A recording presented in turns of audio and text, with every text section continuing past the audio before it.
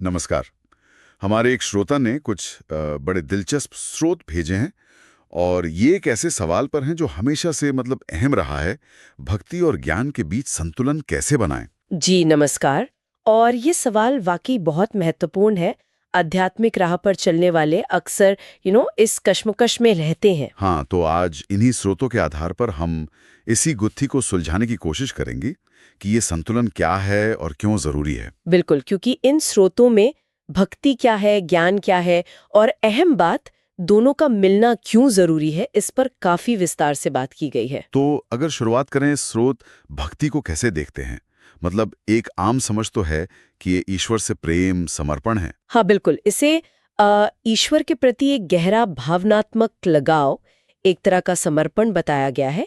ये दिल का रास्ता है ना, एक सीधा जुड़ाव। हृदय की पुकार, जैसा कि स्रोतों में कहा गया है। जी।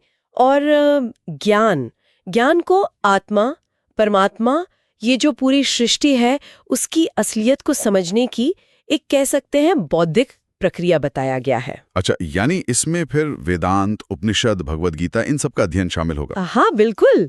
बुद्धि के स्तर पर चीजों को समझना, विवेक जगाना, वो ज्ञान मार्ग है।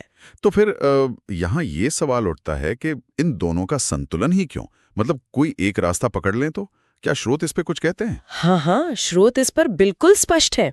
देखिए, अगर सिर्फ भक्ति है, मतलब भावना बहुत है, पर ज्ञान की स्पष्टता नहीं है, तो क्या होता है? हाँ, क्या होता है? तो वो भक्ति कभी कभी अंधविश्वास या सिर्फ भावुकता में बह सकती है, दिशाहीन हो सकती है, सही गलत का विवेक शायद काम ना करे। अच्छा। और अगर सिर्फ ज्ञान हो तो बिना भक्ति के? तो वो ज्ञान ना थोड़ा रूखा हो सकता है, सिर्फ दिमागी कसरत बन के रह सकता है।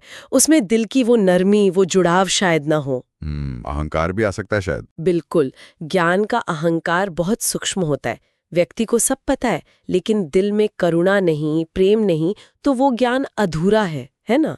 श्रोता कहते हैं कि दोनों का मेल ही साधक को पूरा बनाता है। ये बात तो भगवद गीता में भी आती है।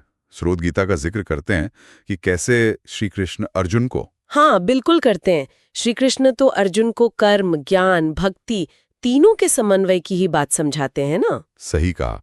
वो किसी एक को पकड़कर बैठने को नहीं कहते। नहीं, वो कहते हैं कि साधक की प्रकृति के अनुसार रास्ता चुनना ठीक है, पर अंततः एक संतुलन, एक समन्वय जरूरी है।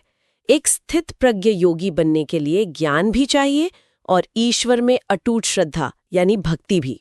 तो इसे असल जीवन में कैसे उतारा जाए? स्रोत कुछ प्रैक्टिकल तरीका बताते हैं। हाँ बताते हैं। एक सीधा सा तरीका सुझाया गया है कि रोज थोड़ा समय निकालें, कुछ देर ईश्वर का भजन, कीर्तन, पूजा या बस शांत बैठकर उनका स्मरण करें। इससे क्या होगा? दिल जुड़ेगा, भक्ति भाव बढ़ेगा। बिल्कुल। और साथ ही रोज थोड़ा समय निकालकर गीता या उपनिषद जैसे ग्रंथों को पढ़ें या किसी पहुंचे हुए संत की बातें सुनें। अच्छा, ताकि बुद्धि को भी खुराक मिले। हाँ, ताकि बुद्धि को दिशा मिले, स्पष्टता आए, तो मन और बुद्धि दोनों साथ साथ चलें, एक परिष्कार हो दोनों का। स्रोतों में स्वामी विवेकानंद का उदाहरण भी है ना? जी हाँ, बहुत अच्छा उदाहरण है। उनमें ज्ञान कितना गहरा था, वेदांत की कैसी पकड़ थी, लेकिन साथ ही ईश्वर के लिए और खासकर गरीबों के लिए उनके दिल में कितनी करुणा, कितनी भक्ति थी। हाँ, उनके काम और बातों में ये साफ दिखता है। बिल्कुल। एक और मिसाल देखिए, संत तुलसीदास।